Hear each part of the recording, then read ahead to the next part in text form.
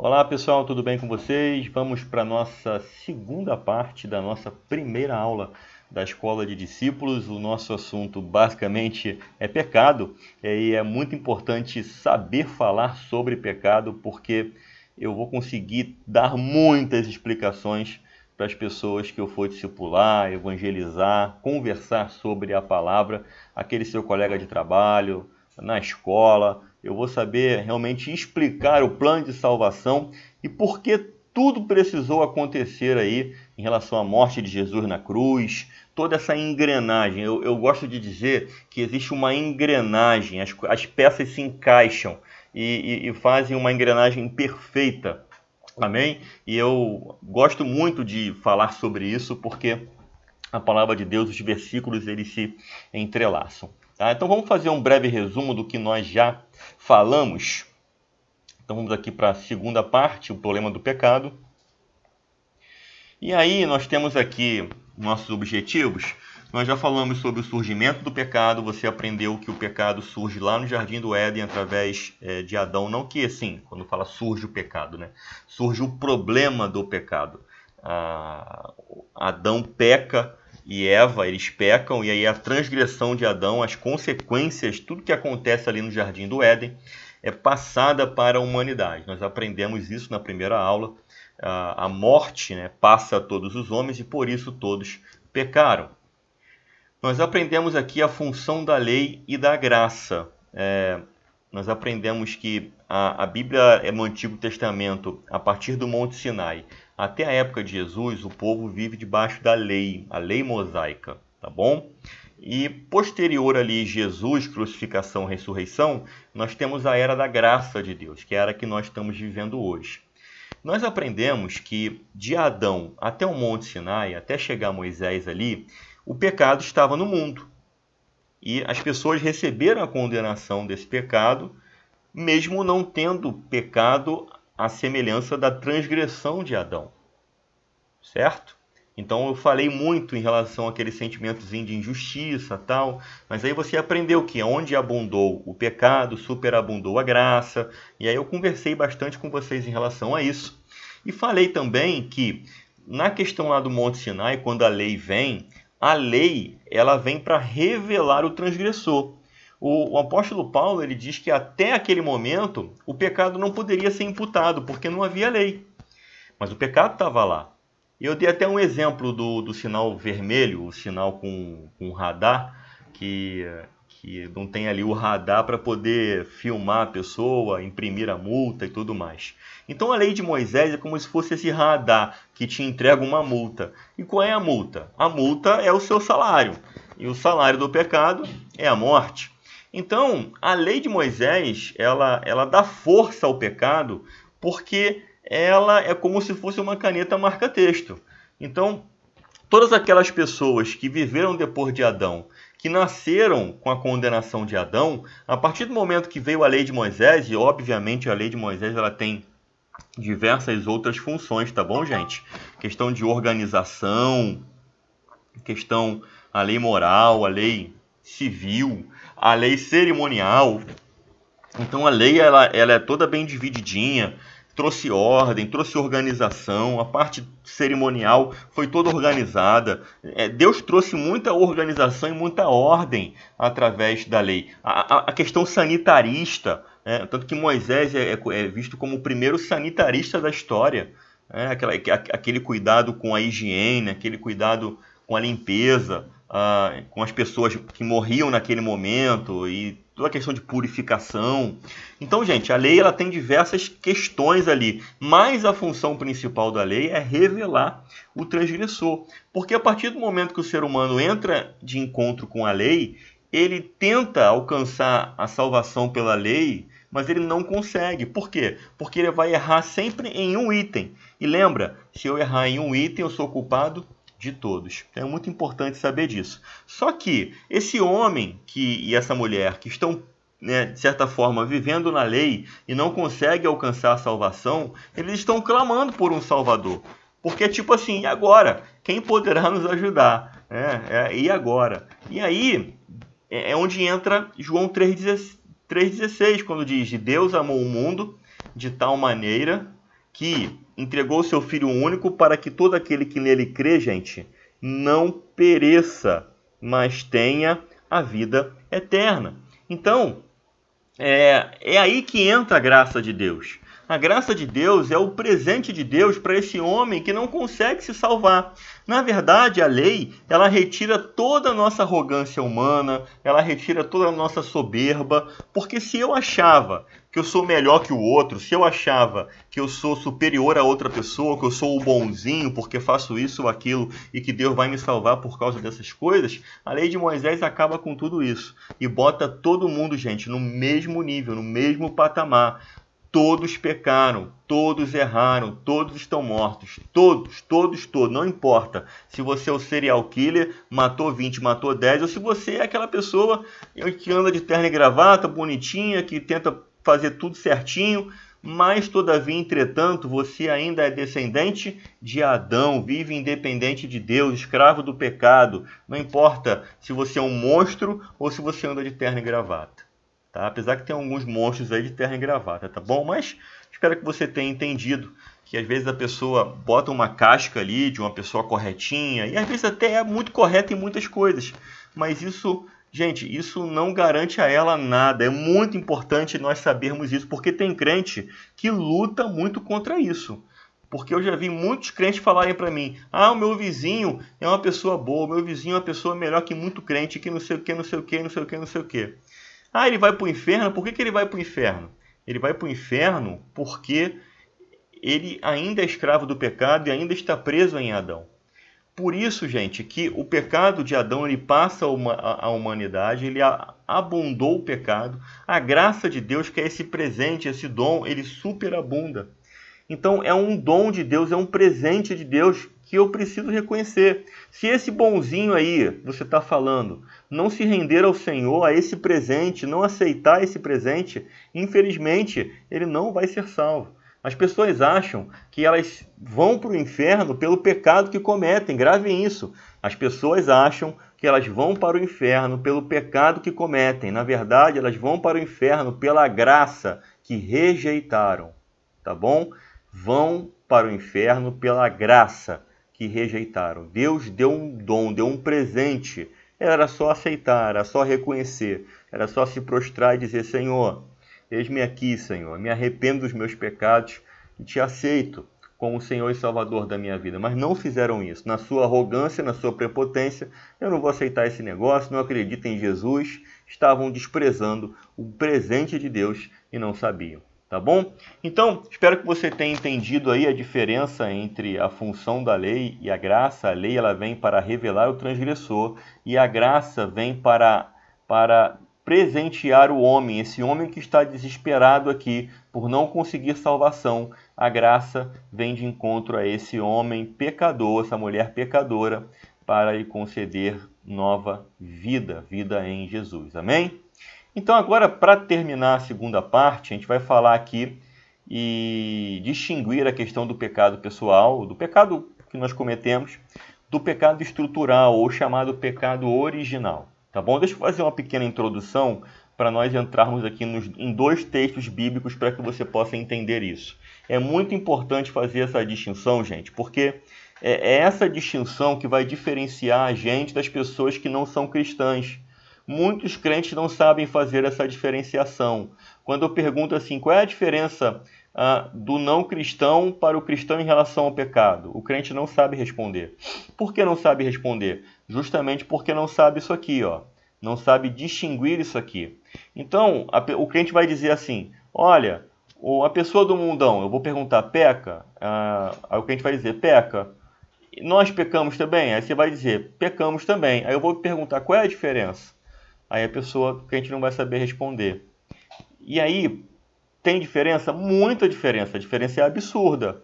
Mesmo que eles pequem, nós também pecamos, mas existe uma diferença absurda. Algumas pessoas tentam explicar de uma maneira muito simbólica. O cristão, ele não peca com prazer, ou ele não peca em paz, ou o cristão não afunda o pé na jaca, já um mundano afunda. Eu gosto de partir para a Bíblia, gente, explicar pela Bíblia, porque a Bíblia tem explicação para isso. Tá? Então, Basicamente, você precisa entender o seguinte: Adão ele peca. A consequência do pecado de Adão passa a todos os homens. Então nós já nascemos com o problema do pecado. Nós já nascemos com o problema do pecado, simplesmente pelo fato de nós descendermos de Adão. Esse pecado, essa consequência que nós recebemos de Adão, nós chamamos de pecado original. É o pecado que foi cometido lá por Adão e Eva. E a consequência passou a todos os homens. Por isso, todos pecaram. A morte passou e por isso todos pecaram. Então esse é o pecado original. Nós que estamos em Adão, nós cometemos pecados, tá? Que é o pecado pessoal, que é o pecado que você comete, tá bom? Então a pessoa do mundão, ela está em Adão, a morte vem através de Adão, por isso ele peca, ele comete pecados. Tá entendendo isso? Então, na verdade, essa pessoa que nasceu em Adão, a questão do pecado na vida dela é muito mais uma questão de ser do que de fazer. Tá entendendo? Essa questão é uma questão de ser. Porque eu sou descendente de Adão, eu preciso sair de Adão, dessa ligação com Adão e passar para Cristo. A proposta que Deus veio trazer para nós em Jesus de salvação é basicamente nisso. É por isso que tem todo o simbolismo do batismo, da morte e ressurreição. É por isso que Jesus precisou morrer na cruz, morreu, ressuscitou. Então, a gente vai entender um pouquinho mais a questão da morte substitutiva de Jesus na cruz. Mas, voltando aí à questão do batismo, que nós descemos na água e subimos, aquilo ali simboliza que nós estamos morrendo e ressuscitando. Estamos saindo de Adão e vivendo agora uma nova vida em Cristo. Somos uma nova criatura. A propósito, deixa eu fazer uma reparação do que eu falei na primeira aula sobre a questão de ser gerado. Existe uma dificuldade teológica aí em relação a essa palavra, né? Criado e gerado. Então eu não quero me aprofundar muito nisso, mas só quero dizer para você o seguinte: nós, quando nascemos de novo, nós somos feitos nova criatura, ok? Então, nós somos criaturas de Deus, em Adão, lá, criatura de Deus.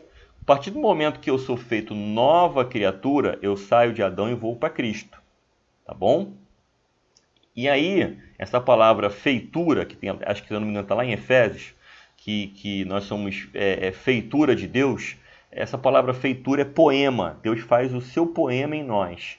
Nós somos transformados à imagem de Jesus, ok? Então, a palavra gerado, ela é exclusiva de Jesus, porque Jesus é o único gerado por Deus. É o que fala lá em Hebreus. Então, Jesus, ele é gerado porque ele é de mesma natureza. Ele é Deus também, sabe? Ele é Deus também, tá? Então, isso precisa ficar bem claro. Nós somos criados novamente. Tá? Somos nova criatura. Jesus não, Jesus ele é gerado, beleza?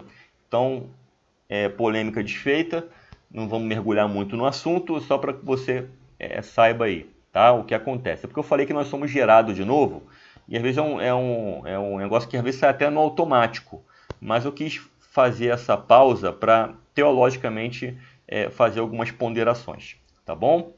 Então, gente, voltando aqui na questão do pecado pessoal e do pecado estrutural, de maneira bem resumida, o estrutural é a herança, é o pecado que Adão comete no Éden, e o pecado, ia dizer normal, né? Mas não é normal, mas o pecado que nós cometemos é o pecado que nós cometemos aqui por estarmos habitando num corpo de carne, tá? E no caso da pessoa que não tem Jesus, é a pessoa que está escrava do pecado.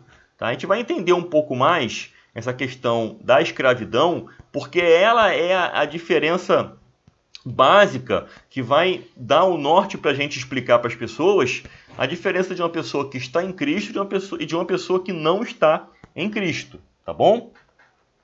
Antes de mais nada, vamos lá partir para Romanos 3, do 9 a 12, que diz assim no verso 9, olha só. Pois que somos mais excelentes? De maneira nenhuma, pois já dantes demonstramos que tanto judeus como gregos, todos estão debaixo do pecado. Viu só? Então, a questão do pecado, ela está sobre todos os homens, é aquilo que eu falei para vocês. Esse é o pecado estrutural. Quando ele fala aqui que todos nós estamos debaixo do pecado, ele está fazendo menção lá à consequência ao pecado de Adão, tá bom? Como está escrito, não há um justo, nenhum sequer. Não há ninguém que entenda, não há ninguém que busque a Deus. Todos se extraviaram e juntamente se fizeram inúteis. Não há quem faça o bem, não há nenhum só. O que o apóstolo Paulo está querendo dizer aqui? É que quando vem a lei de Moisés, lá no Sinai, a lei revela o transgressor, porque através da lei o transgressor aparece, na verdade não há ninguém bom. Por melhor que você possa tentar ser, por melhor que seu vizinho possa tentar ser, não há ninguém bom. Todos se fizeram inúteis, não há ninguém que busque a Deus. Todos se extraviaram e juntamente se fizeram inúteis. Não há quem faça o bem, não há nenhum só. A Bíblia ainda chega a dizer que nossos atos de justiça são conhecidos como trapo imundo. Trapo imundo, gente. Então, não temos nada que possamos fazer de bom, que seja realmente bom e que nos leve à salvação.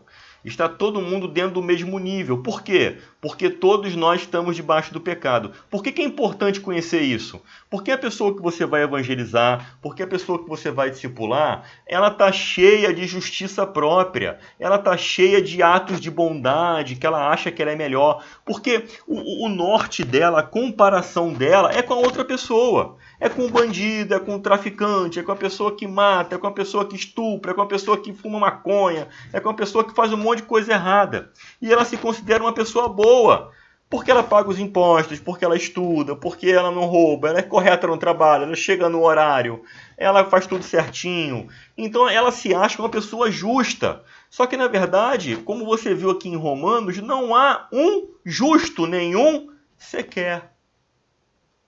E aonde que o ser humano ele consegue enxergar isso? Através da lei, na tentativa de alcançar a salvação por meio da lei de Moisés, em tentar obedecer à lei. Eu não vou conseguir. Não vou conseguir. Estão entendendo isso?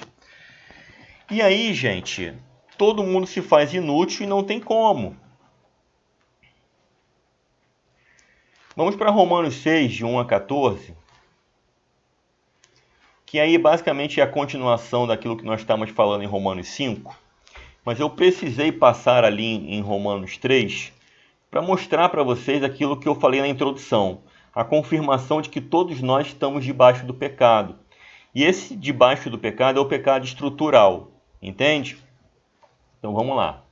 E aí o apóstolo Paulo continua aqui no verso 1 de Romanos 6, ele conclui no verso 15, em Romanos 5, 21 lá, 20 e 21, onde ele fala que onde abundou o pecado, superabundou a graça.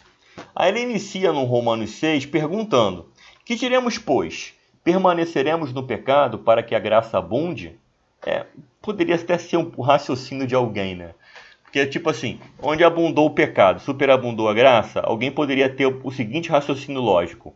Então eu vou ficar mais no pecado para que a graça superabunde mais sobre a minha vida. Ou seja, é um negócio que acaba nem tendo muita coerência, mas com certeza alguém deve ter comentado isso e o apóstolo Paulo fez questão aqui de falar. Que diremos, pois, permaneceremos no pecado para que a graça abunde?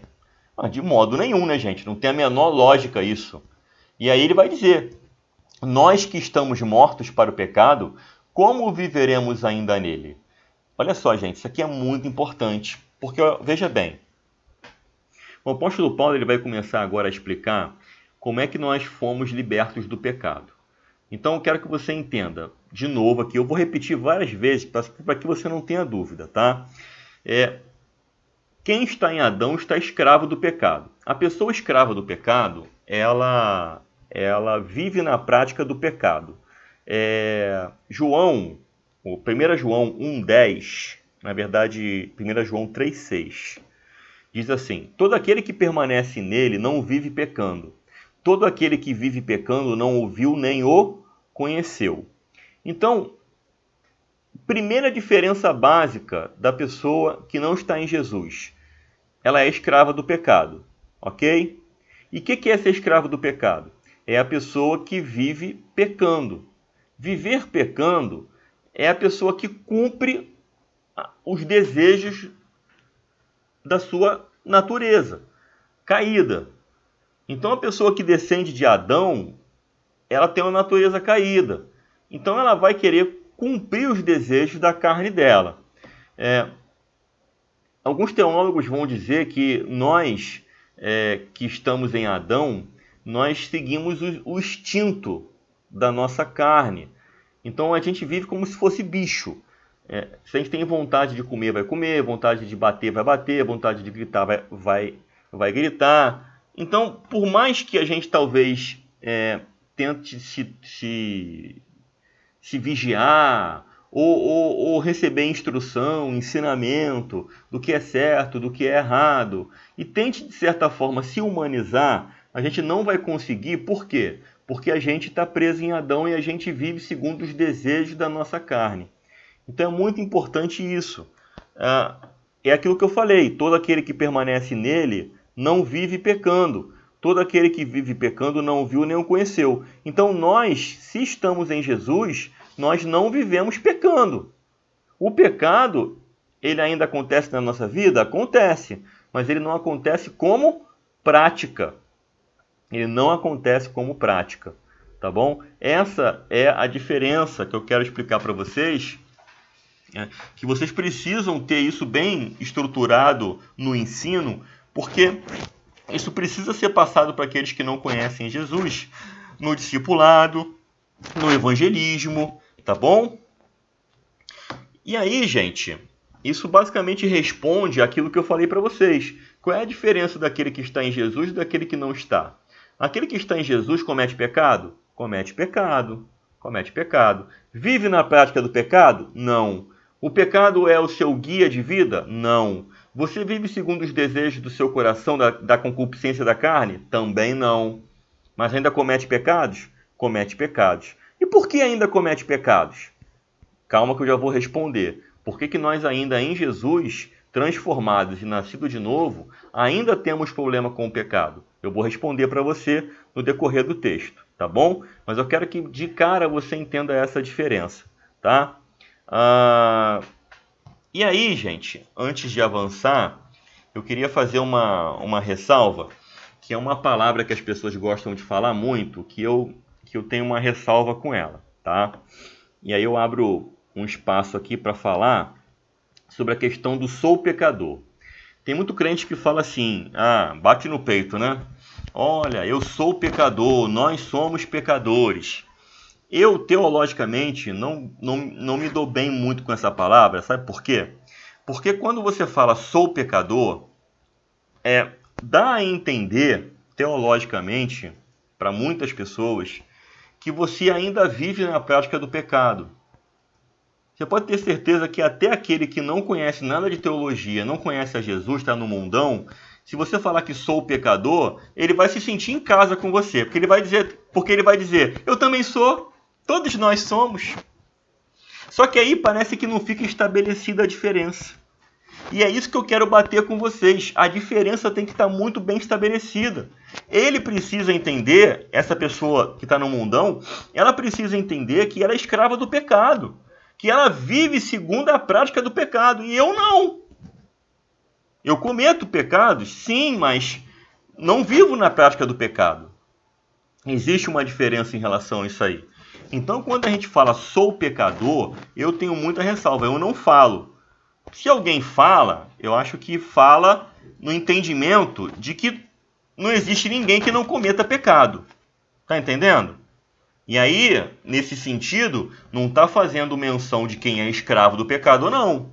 Porque é aquilo, 1 João 1,10 vai dizer, se dissermos que não temos pecado nenhum, enganamo-nos a nós mesmos, e não há verdade em nós. Então, assim, o problema está na definição. Sou pecador. O que é ser pecador? É a pessoa que comete pecado ou a pessoa que está na prática do pecado? Está entendendo? Para mim, é a pessoa que está na prática do pecado. Por isso é que eu guardo ressalva em falar sou pecador. Eu falo, cometo pecado. tá? Cometo pecado, tá bom? E aí, eu faço a diferença. Pessoa do mundão é pecadora. Não, eu não sou pecador. Eu cometo pecado. Tem diferença? Tem diferença. E aí abre até uma oportunidade para a gente evangelizar e para a gente explicar. E aí eu vou explicar, olha gente, pecado original lá no Éden, papapá, papapá. A gente vai explicar, tá bom? Enfim, se você não entendeu, volta o vídeo, escuta de novo, tá? E aí creio que o Espírito Santo vai dar entendimento para você. Vamos lá, verso 2, ó. De modo nenhum, nós que estamos mortos para o pecado, como viveremos ainda nele? Porque aquilo, gente, o convite ao Evangelho é o convite à morte. Se você recebeu o convite ao Evangelho para ter uma vida feliz e plena aqui nessa terra, eu acho que você recebeu o convite errado. Mas Jesus não falou que ia me dar vida e vida com abundância? E vida com abundância você acha que é o quê? É um empregão bom? É uma casa de praia na região dos lagos? Isso é vida com abundância? Gente, está complicado o evangelho, hein? Se vida com abundância foi isso aí. Gente, vida com abundância é a vida que nós não temos. Eu fico chateado com isso, porque quando Jesus fala em relação à vida, vida é zoe. Zoe é vida de Deus, ou zoé, enfim, a tradução não vem ao caso agora. Mas isso é vida de Deus. Jesus ele fala que ele tem vida nele mesmo. Nós não temos vida de Deus em nós. Não temos o zoe. Nós morremos, gente. Lembra a condenação de Adão? E aí Jesus falou, eu tenho vida em mim mesmo e eu dou essa vida a quem eu quero. Então ele veio nos dar vida, e vida em abundância. Essa vida em abundância não é vida cheia de coisa nessa terra não, gente. Aquele que busca Cristo somente para as coisas deste mundo é o mais miserável de todos os homens. Deus veio nos dar uma vida que nós não temos. Por quê? Porque nós somos como um ventilador que foi puxado da tomada e a hélice está girando com energia residual e daqui a pouco ela vai parar. Está entendendo? Então o convite ao Evangelho é um convite à morte. Nós precisamos morrer assim como Jesus morreu. Então nós perdemos a nossa vida. Por que a gente precisa perder a nossa vida? Para que o pecado não tenha mais poder sobre nós. E você vai entender isso mais para frente. Então vamos repetir o 2 aqui. De modo nenhum, nós que estamos mortos para o pecado, como viveremos ainda nele? Não tem como viver no pecado mais. Por quê? Porque eu morri, gente. O pecado não tem domínio mais sobre mim. Verso 3. Ou não sabeis que todos quanto fomos batizados em Jesus Cristo, fomos batizados na sua morte? Ou seja, nós que fomos batizados em Jesus, nós morremos com Jesus, morremos com Cristo também. Certo? Alexandre, por que eu preciso morrer? Você precisa morrer porque o pecado, ele pede um culpado. O pecado, a lei de Moisés, ela pede um culpado. Você conseguiu viver a lei de Moisés inteira? Não, não conseguiu. Então, qual é o seu salário? O salário do pecado é a morte, não é? Então, você tem que morrer. Só que, na verdade, você não morreu. Quem morreu foi Jesus. Morreu e ressuscitou. Você crendo em Jesus, você se apropria de tudo aquilo que Jesus conquistou na cruz. Tem até um louvor, né? Tudo que Jesus conquistou na cruz é direito nosso, é nossa herança. Todas as bênçãos de Deus para nós tomamos posse, é nossa herança. Enfim, não sou cantor, mas basicamente o hino, ele fala que aquilo que Jesus fez por nós nos apropriamos da morte dele. Nós morremos com ele, certo? Tem gente que quer a salvação de Jesus, mas não quer morrer. Tem gente que quer ir para a glória, que quer estar com Cristo, a vida eterna, mas não quer passar pela morte. Não quer passar pela morte. Nós fomos batizados em Jesus Cristo, todos nós que fomos batizados na sua morte. Por que precisa morrer? Precisa morrer para que o pecado não nos alcance mais. Ok? Porque morrendo, nós satisfazemos a exigência da lei. Verso 4. De sorte que fomos sepultados com ele pelo batismo na morte, para que com Cristo para que, como Cristo foi ressuscitado dentre os mortos pela glória do Pai, assim andemos nós também em novidade de vida. Gente, olha só isso aqui, gente. Nós fomos sepultados com Ele. Isso aqui não é apenas um sentido filosófico, um sentido espiritual, assim, no sentido... Não, gente, tem sentido prático na nossa vida. Nós perdemos a nossa vida. Esse é o fato. Nós perdemos a nossa vida. Quando você aceita Jesus, você perde a sua vida para viver para Deus. Quando fala perder a sua vida, gente, não é que você vai nesse momento procurar um mosteiro, vai se isolar. Não é isso, tá bom? Não é isso. Quer dizer o seguinte, você agora vai viver segundo o governo e o domínio, né, do reino de Deus. É o reino de Deus que vai governar a sua vida. Tá bom? Ó, quando a oração do Pai Nosso. Pai Nosso que estás no céu, santificado seja o teu nome. Seja feita a vossa vontade, assim na terra como no céu. Olha só. Pai Nosso que estás no céu, santificado seja o teu nome. Então, quando a gente fala em relação ao Pai Nosso, para que a vontade... né, a vontade aconteça assim na terra como no céu, que nós estamos clamando pelo governo de Deus sobre a nossa vida. Tá entendendo?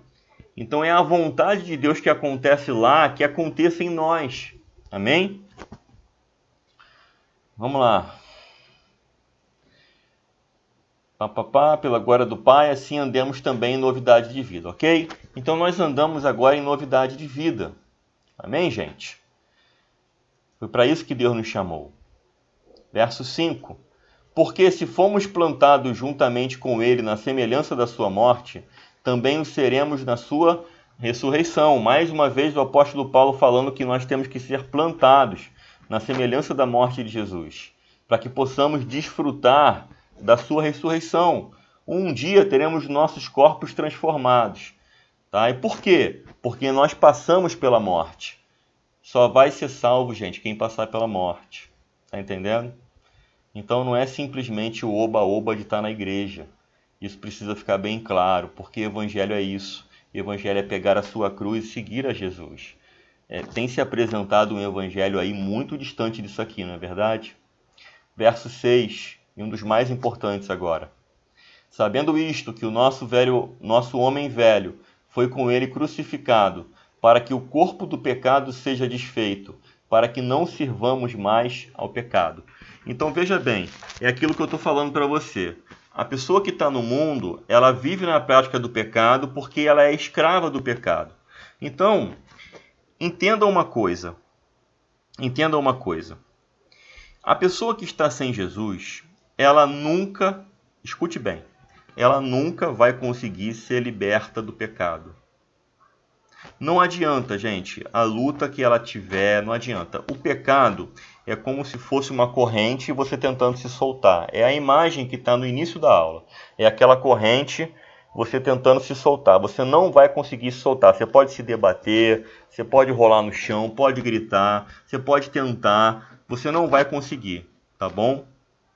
Por isso é que é muito importante a gente entender que não existe luta contra o pecado estrutural, original. Não existe luta contra o pecado quando nós estamos falando de escravidão do pecado. Não existe, gente. Não existe. O caminho para que a pessoa seja liberta do pecado é o caminho da rendição. Ela precisa se render para Cristo. Isso é muito importante na hora de discipular, porque vocês vão encontrar pessoas que vão dizer assim para você: como é possível viver uma nova vida? Como é possível parar de fazer essas coisas? Como é possível? Humanamente impossível. Mas em Jesus Ele vai libertar você do pecado. Então, eu quero que você entenda que a libertação do pecado, ela foi conquistada na cruz do Calvário para todas as pessoas. A partir do momento que a pessoa se arrepende e aceita o Senhor como único e suficiente Salvador, ela é liberta do pecado. Então, se ela matava, ela não vai matar mais. Se ela roubava, ela não vai roubar mais. Se ela mentia, ela não vai mentir mais. Se ela fazia falcatrua, ela não vai fazer mais. Ela não vai fazer mais, gente. Ela foi liberta. É diferente de eu ficar tentando lutar contra os pecados que eu cometo, porque eu não vou conseguir vencê-los. É isso que eu quero que você entenda. Esse conhecimento é muito importante. A luta contra o pecado, na verdade, não é luta contra o pecado, é rendição diante do Senhor. É permitir que Deus tome o governo da tua vida, é permitir que Deus tome o controle da sua vida. É só a partir daí que você vai conseguir vencer o pecado. Porque, na verdade, não é você que venceu, é Jesus que venceu por você. Amém? Então, é isso que Romanos 6,6 está dizendo.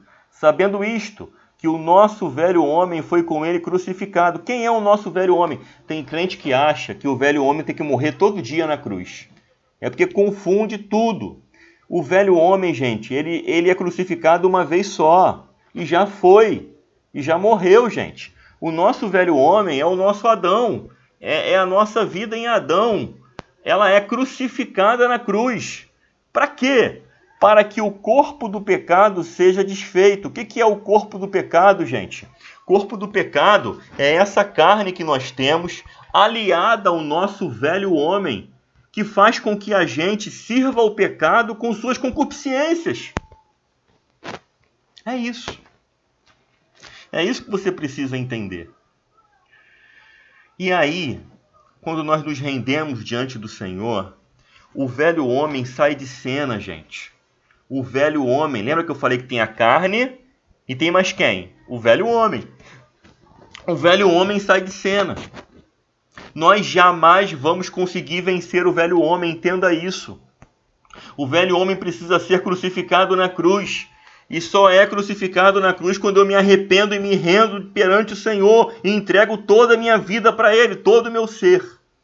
Aí sim, o corpo do pecado é desfeito, para que eu possa andar em novidade de vida. Alexandre, você falou que tem o velho homem e a carne. Então quer dizer que quando o corpo do pecado é desfeito, o velho homem é crucificado, então fica a carne? Sim, fica a carne. Fica a carne. E aí, gente, nós que somos crentes não temos mais que lutar contra o nosso velho homem, porque ele já foi crucificado na cruz. A nossa luta é com a nossa carne agora. O velho homem, ele é responsabilidade de Jesus. Foi ele que morreu e ressuscitou na cruz. E o velho homem foi cravado na cruz. A partir do momento que eu sou liberto do velho homem, passo a viver em novidade de vida. O meu homem interior é totalmente transformado. Só que ainda tenho a minha carne. E aí, uma vez liberto do pecado, eu agora tenho condição de mortificar essa carne até o dia que Jesus voltar. Porque quando ele voltar, essa carne que é corruptível se revestirá de incorruptibilidade. Amém? Vamos ler isso na palavra. Romanos 6,6. Sabendo isto, que o nosso velho homem foi com ele crucificado, para que o corpo do pecado seja desfeito, para que não sirvamos mais ao pecado. Porque aquele que está morto está justificado do pecado. Por que aquele que está morto está justificado? Lembra que a lei te acusa? A lei quer uma condenação. Jesus foi essa condenação. A partir do momento que Jesus morre e ressuscita, eu me aproprio dessa morte e morro também. Então, eu morri juntamente com Cristo. Se eu morri, o pecado ele não consegue mais me alcançar. Por quê? Porque eu estou justificado dele. Porque assim, a lei não pede que uma pessoa esteja morta? Que a pessoa morra? A condenação não é a morte? Então, já fui condenado. Só que, na verdade, não foi a minha condenação, foi a condenação que veio sobre Jesus. Por isso o apóstolo Paulo diz, aquele que está morto, justificado está do pecado. É óbvio, mas isso aqui é por intermédio de Jesus, tá bom? Verso 8. Ora, se já morremos com Cristo, viu? Que eu acabei de falar no verso 7. Cremos que também com ele viveremos. Aí já fala da esperança vindoura. Se nós morremos com Cristo, perdemos a nossa vida para fazer a vontade de Deus, não viver mais a nossa vida, carregar a nossa cruz, seguir a Jesus, temos a viva esperança em nós de que com Ele também viveremos. Aleluia. Verso 9. Sabendo que, tendo sido Cristo ressuscitado dentre os mortos, já não morre. A morte não tem mais domínio sobre ele. Pois quanto a ter morrido de uma vez, morreu para o pecado, mas quanto a viver, vive para Deus. Aqui ele está falando da esperança. Ele está se agarrando na esperança. Por quê? Porque se nós já morremos com Cristo, já desfrutamos desta morte, quando nós olhamos para o futuro, para a vida vindoura, e nós enxergamos tudo o que aconteceu com Cristo em relação à vida, temos a viva esperança de que com a gente isso vai acontecer também. Por isso que ele está falando do versículo 9 e versículo 10 aqui, fazendo referência a que Jesus não morre mais, porque a morte não tem domínio sobre ele, porque ele morreu para o pecado, mas quanto a viver, vive para Deus. Isso é para nos dar esperança de que a gente também vai passar pela mesma coisa. Verso 11. Assim também vós, considerai-vos certamente mortos para o pecado, mas vivos para Deus em Cristo Jesus nosso Senhor. E é aquilo, vou até além. O fato de estar vivo para Deus, de receber a vida eterna, é algo vindouro, mas também é algo presente. Porque a palavra aqui é considerai-vos. Então eu já me considero vivo para Deus.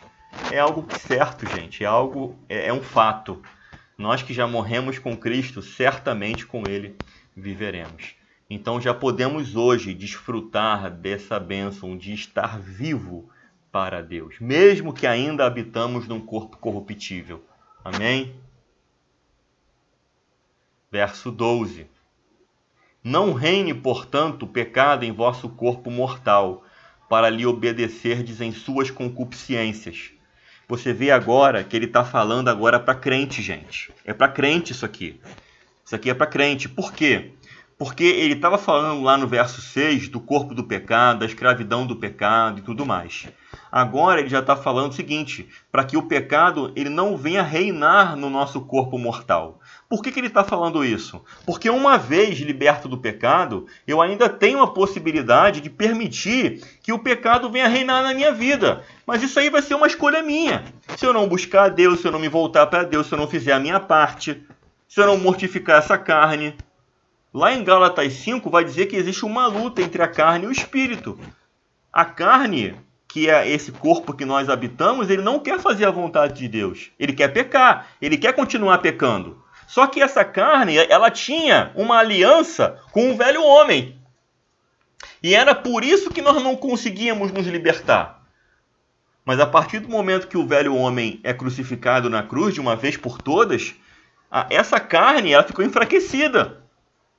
E vai ficar mais ainda enfraquecida porque se nós buscarmos a Deus, ela vai ser mortificada. E é essa a nossa função, fazer com que a carne fique mortificada até aquele grande dia, onde seremos transformados no abrir e fechar de olhos. Então o apóstolo Paulo diz, não reine, portanto, o pecado em vosso corpo mortal, para lhe obedecerdes em suas concupiscências, seus desejos.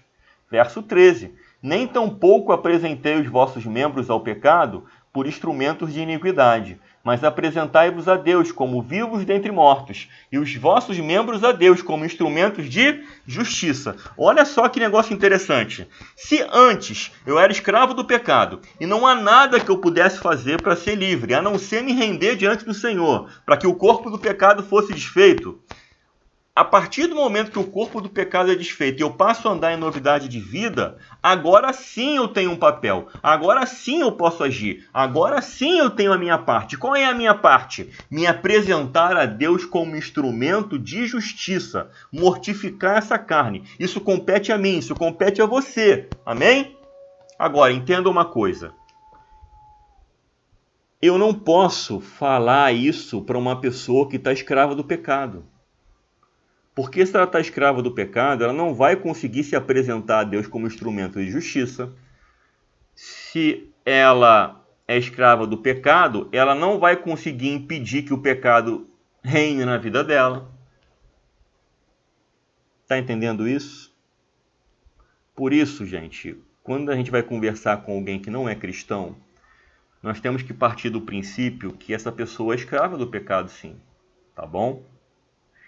E se eu encontrar algum cristão que está tendo muita dificuldade com a questão do pecado, eu vou ter que também levar em consideração que esse cristão talvez não seja convertido, gente. Tá entendendo? Ou você acha que todo mundo que está na igreja e tem carteirinha de membro é crente, é convertido? Tem muito escravo do pecado dentro da igreja, pessoal. Eu acredito que tem muito escravo do pecado ainda frequentando os nossos PGMs.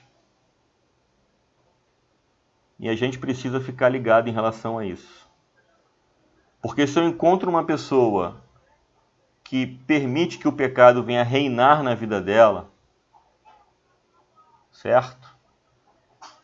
E essa pessoa vive segundo as concupiscências do pecado, essa pessoa está escrava.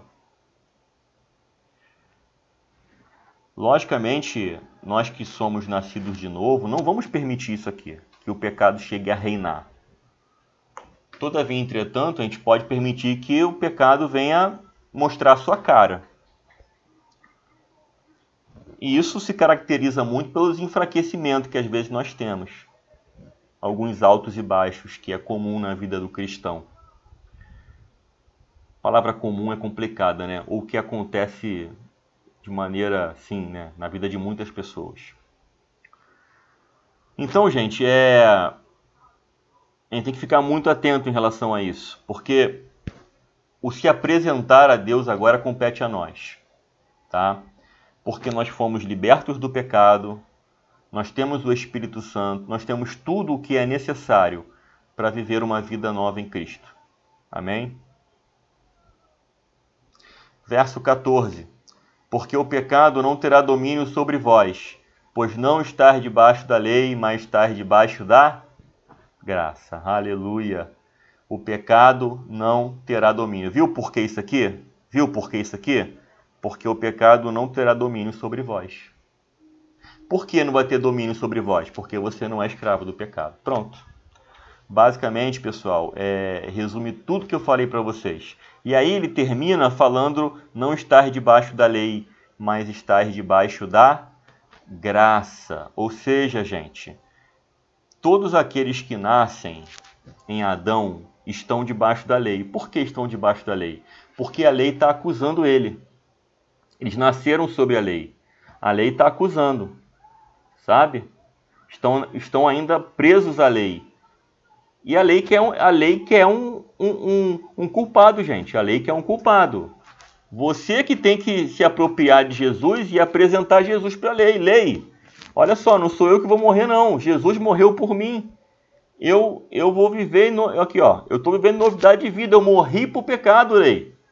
Eu morri, eu estou morto. O pecado não tem domínio sobre mim e eu estou justificado do pecado.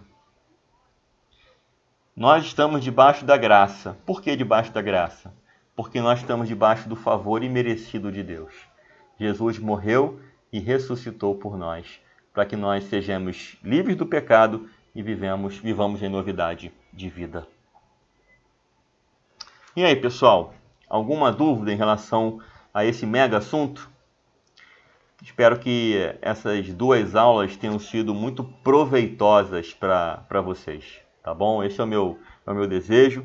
É só o começo. Temos diversos assuntos para conversar. A questão do pecado só foi o primeiro assunto. Eu julgo, se não a mais importante, uma das mais importantes, porque ela é fundamental para nós explicarmos o processo de salvação. Espero que você tenha compreendido. Se você tem alguma dúvida, pode me chamar no particular, tá bom? E até a próxima aula. Aula 2, tá bom? Essa foi a parte 2 da aula 1. E aí, na próxima semana, estaremos iniciando a segunda aula, tá? Deus abençoe sua vida, em nome de Jesus, tá? Ó, por enquanto é só. Em breve tem mais. Até a próxima aula. Tchau. Um abraço.